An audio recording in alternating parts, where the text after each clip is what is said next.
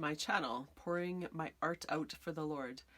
I have a real treat for you today. I found this website. It's called theartscavenger.com, and she goes through the internet and finds public domain images, and she cleans them up and puts them onto a collage sheet and then distributes them for free to anyone who would like them. They're free for personal use, and they're actually somewhat free for commercial use. There's a few different specifics that you have to check into on each one if you want to use it for commercial use, but we're just using for personal use today. So I'm just going to show you a few. She's got hundreds of different types of ephemera, and they're very clean. They print very nice. Sometimes when you're looking for vintage ephemera in the public domain, it's just not, it's not crisp, and it's, you know, not cleaned up, and you know, the borders are not nice, but these are really beautiful. So I'm very happy to have found her. I left her a message saying that I thank her very much for providing these for us. I think they're just beautiful. So this is a bird.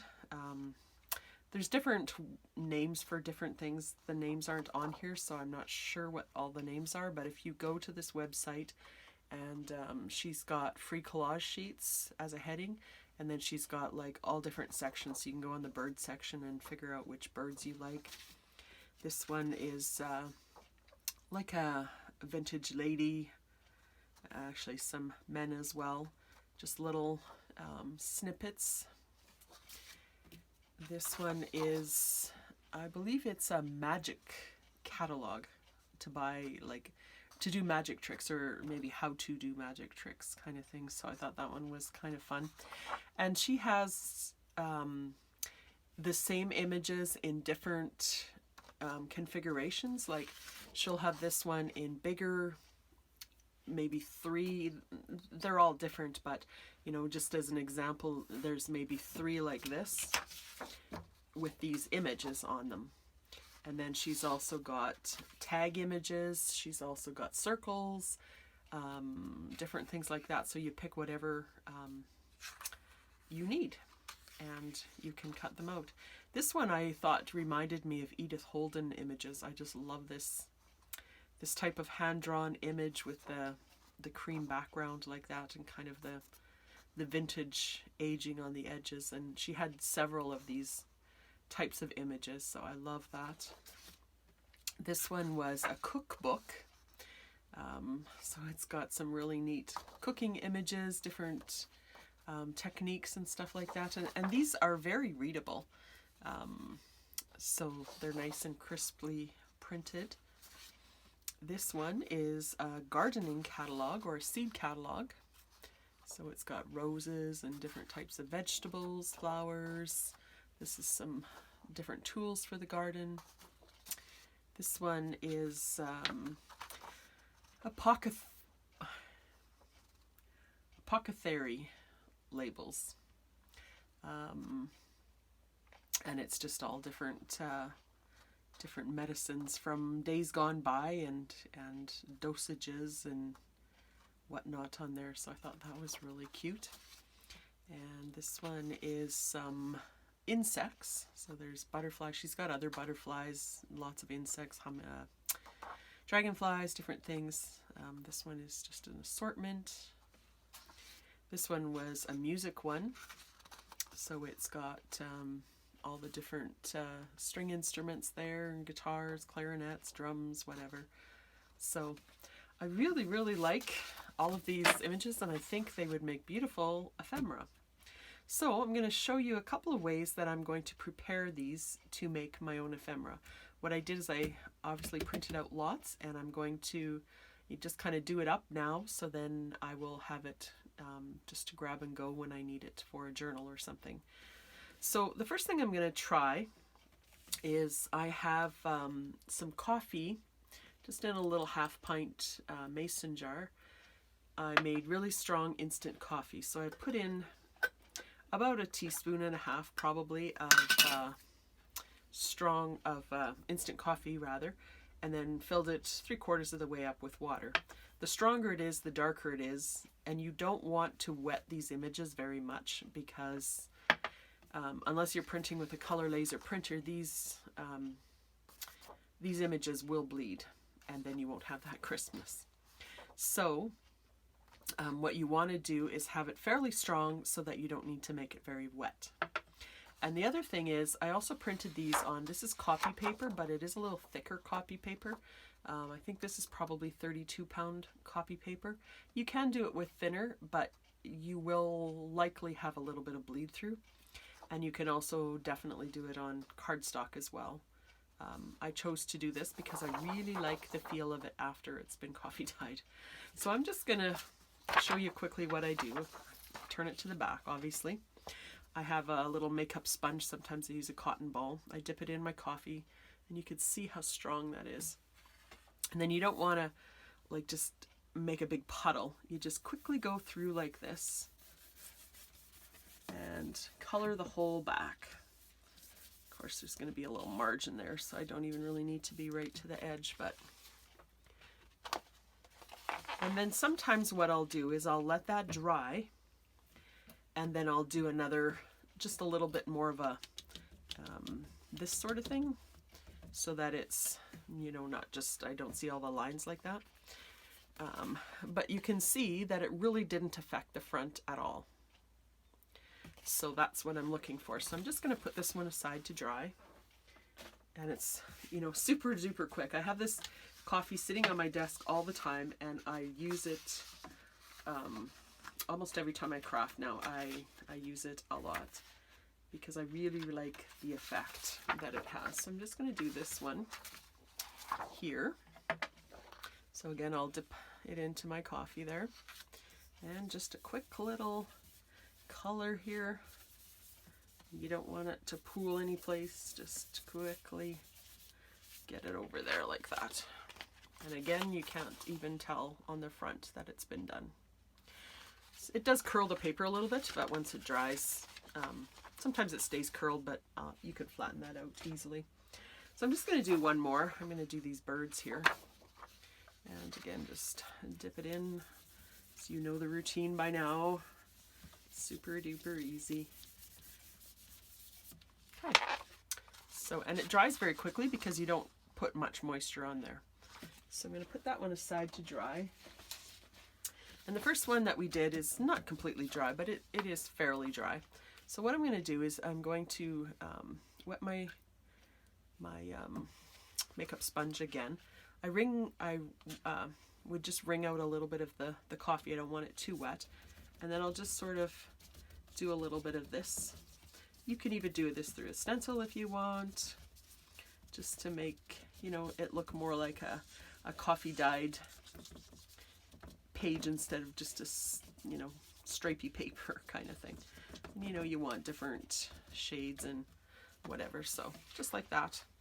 And again, you don't, because you just put on minimal amount of water, you don't, it doesn't bleed the front. At least that has been my experience.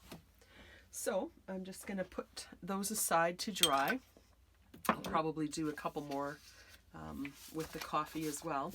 But I wanted to show you another thing. I just have an old manila file folder here, which I use a lot as well. And I thought for this one, I would take maybe these beautiful images here. And I'm just gonna cut out, I think I'll just cut out a row of them here.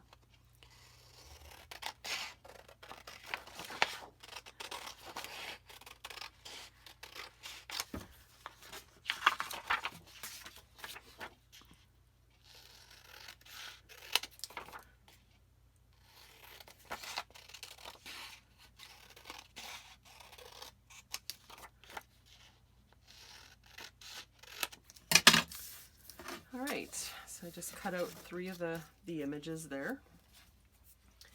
Just going to do 3 at once. That will fit perfectly there. I'm going to use glue stick. I'm going to actually sew around, well, I'll sew around some of them and I'll leave some of them without sewing so that you can see the difference. I recently purchased this it's called a Pritt stick.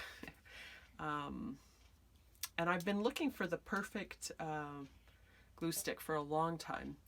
And I think I may have found it. It's a non-toxic. It's not some of them are, not the greatest thing.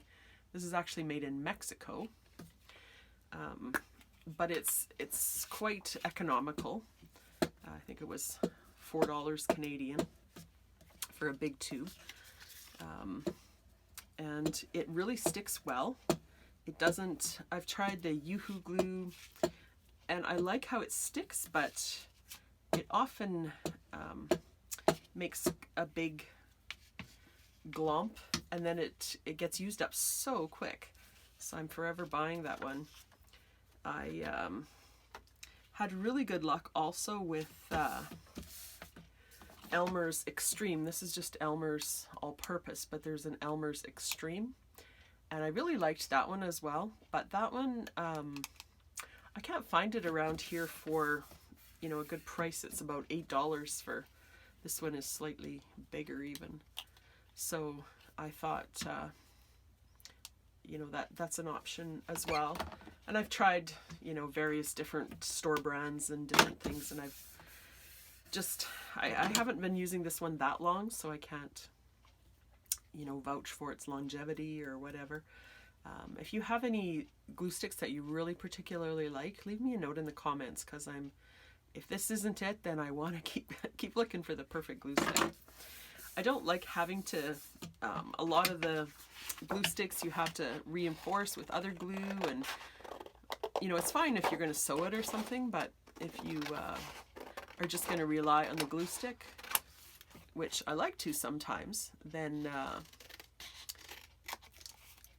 you want one that's going to hold, right? So this one, one of these I'm going to sew, and then one I'm just going to glue on. So I'll just do another row here. I'm sure I'm not showing you anything revolutionary, but it's just, I love digitals too. I sell digitals. But sometimes it's just nice to find a source of some free images that are beautiful, and you can use them in many of your projects. They're a certain style. If you have, the nice thing about digitals is you can find ones that have all the same images, similar colors and stuff like that, and you don't have to do any of the work yourself to coordinate things, especially if you like things quite matchy-matchy. If you're just, kind of into a bit more eclectic, I guess, junk journaling, then I think these images are perfect for that. And there is, you could start with a digital, like if you wanted to purchase a digital sewing.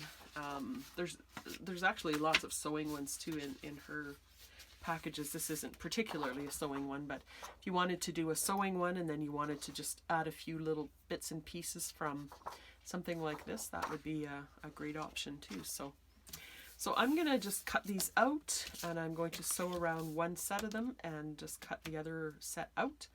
And then my coffee dyeing should be completely dry, so I'll just come back in a second and show you how all of this looks. Okay, so I did a few things here, and I just wanted to show you what I did. Some of them I just coffee dyed the backs, and then I cut them out, and they had this lovely crinkle feeling.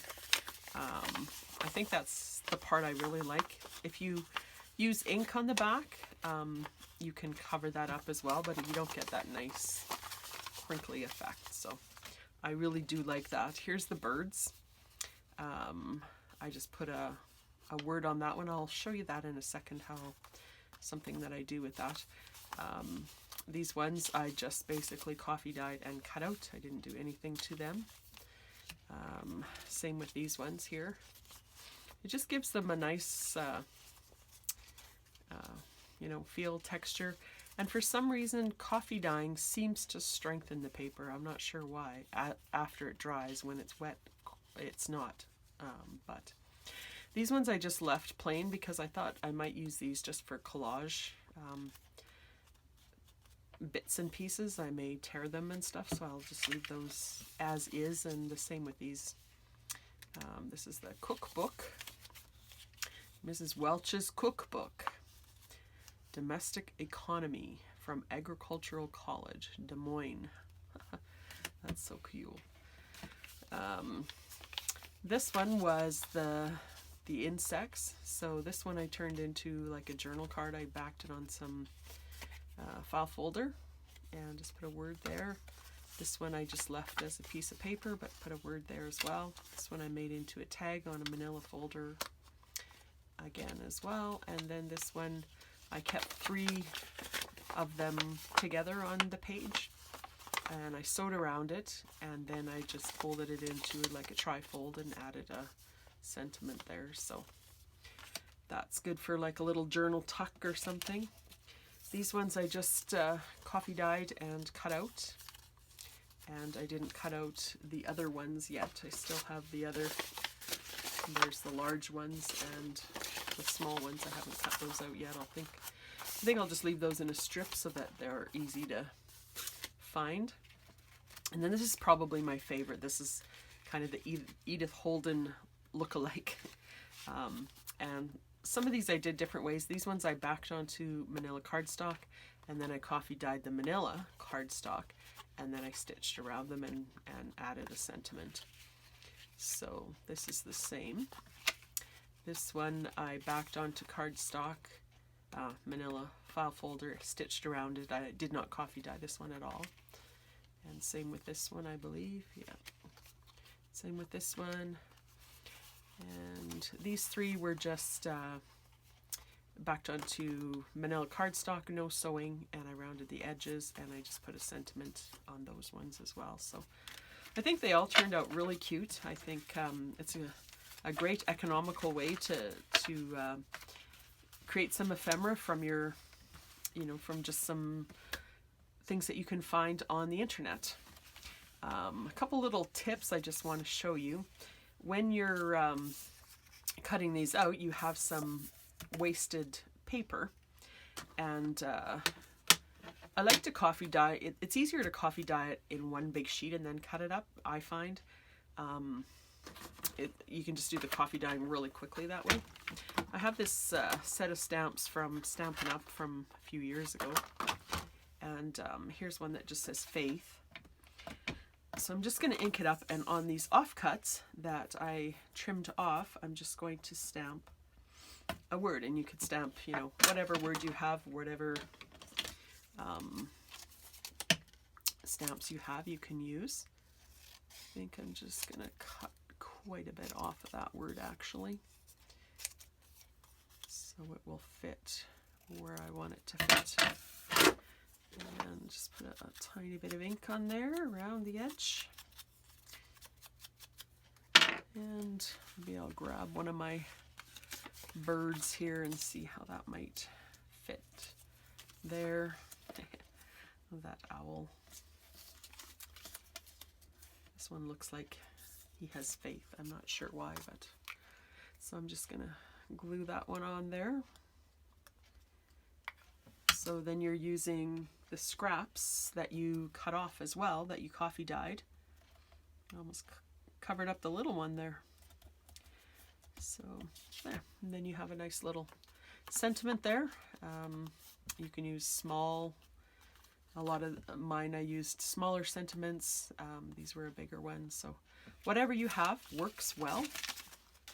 And then I just wanted to show you, I did this to some ephemera that I found on the internet in public domain, but not on this website, just different places. So I did this a while ago. This one was just a map of basically the Mediterranean, I guess. On the Mediterranean Sea, there's the Bible land, Nazareth, Caesarea, Jericho. I thought that was kind of cool. Looks like a little hand-drawn map. And this one I coffee dyed, and I think I'm just going to use this to sew into a signature. So I left that one whole like that. This one was from a penny magazine, and I love that crinkle. These ones I think I did on plain copy paper, just ordinary 20-pound. They crinkle a little more. This one was, I just made it into a little pouch. And just some little pieces here that I have. This one, I just did that so you could put it into a journal like this. And then it opens up like this so you can have journaling space there. It's just a little tuck thing. This is Isaiah. I'm studying the book of Isaiah right now, so I thought I'd make a little pouch with Isaiah there. This was just some an old ledger, so I just folded that. This was another one of those. Well, there's a couple more. This just old ledgers. I coffee dyed them and just folded them in half for just to tuck in pockets or whatever. This was one that I just cut apart with some of the fashion that the ladies had in those days. And that's it. So lots of fun to make this stuff. It's so rewarding. It looks so good in the end. So versatile. And you can stick all the stuff that you make into your stash. This wasn't even all the papers that I showed you. I had, like I showed you, those couple. There's a couple more here. So it turns into a lot of ephemera when you cut everything up like this. So go over to that website if you're interested and check it out. And I'll link it in the comments below, and try the coffee trick, and I think you'll be happy with it. See you in the next video.